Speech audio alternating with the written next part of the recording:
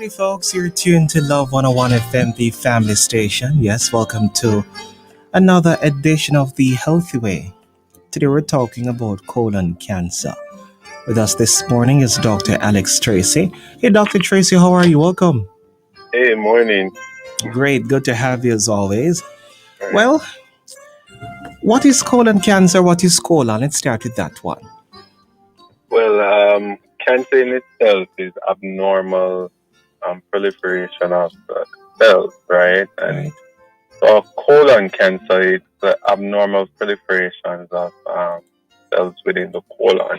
Mm-hmm. Now, the thing with colon cancer is that it's quite significant worldwide. The incidence is usually anywhere around 1 in 23 men and 1 in 24 females. So it's something that is of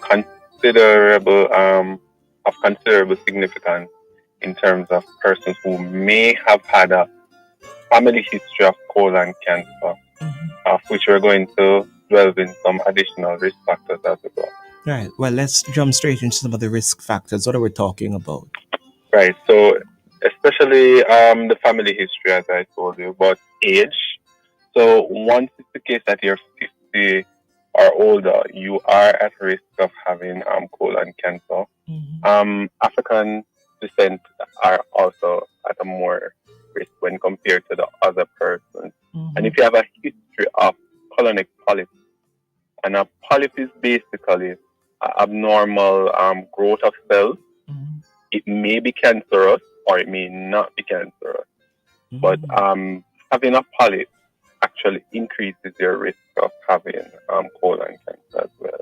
And then you have some modifiable risk factors. And when we mean modifiable risk factors, these are risk factors that can be, as the name suggests, modified, right, by yourself. So in terms of your lifestyle, what you eat, if the diet is low in fiber, smoking, alcohol, these are some of the things that may predispose you to, or obesity as a may predispose you to colon cancer.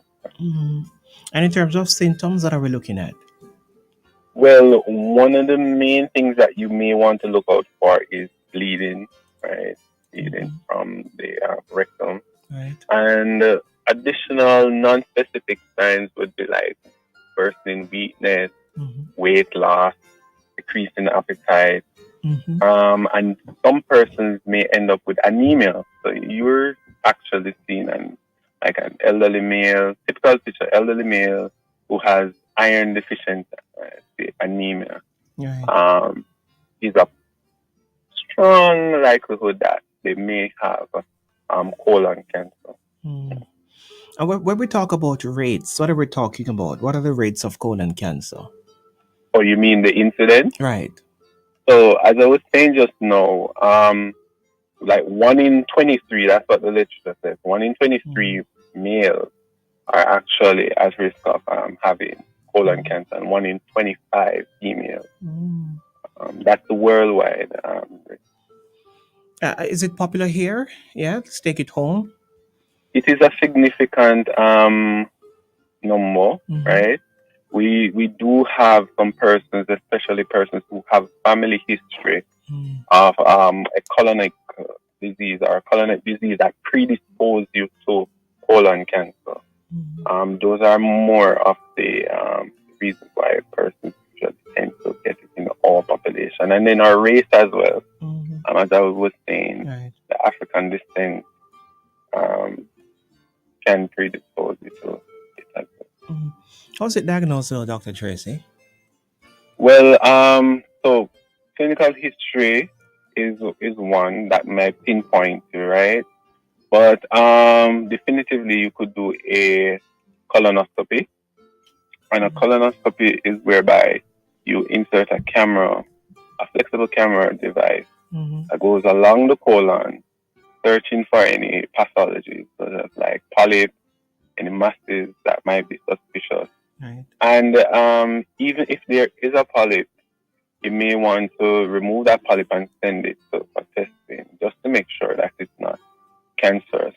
Other things that we can do to kind of pinpoint to the diagnosis of colon cancer is like a feces test, Mm-hmm. right? You have the fecal occult blood.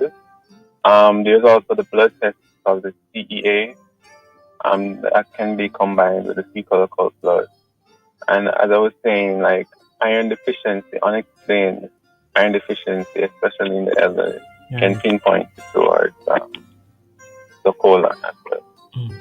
And in terms of preparation, how do you prepare for a colonoscopy? Well, the colonoscopy involves you having a bowel first.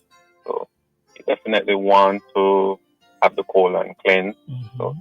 that's one of the things that they may actually have you do. But before even that, they're going to do like a risk assessment to see if you may be at risk Mm-hmm. for doing the colonoscopy, like allergies to the medications that might be used to sedate you, Right. right?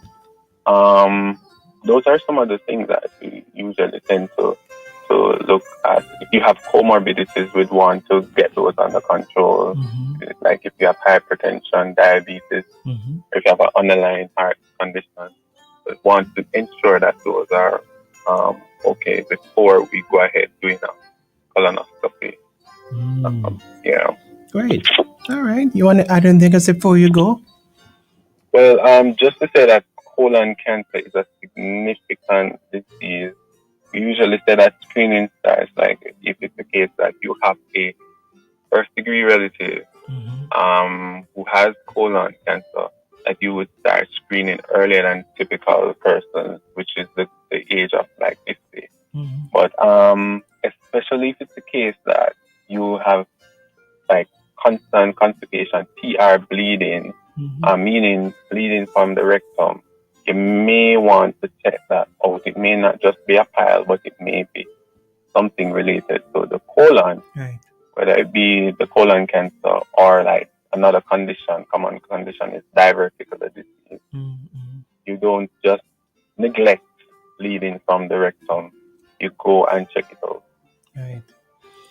Well, how can we find again Dr. Tracy? Well, my office is located at Shop 128, that's Greater Portmore Shopping Center. We're also located at 23 Young Street, beside the Cumberland Farm. Great. Can I thank you? Always appreciative of it. All right, no problem. Take care. Bye. Great.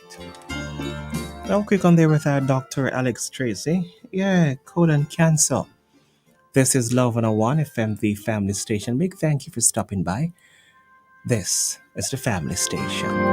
It is now 20 minutes to 9 o'clock. 101.7 101.7 Love.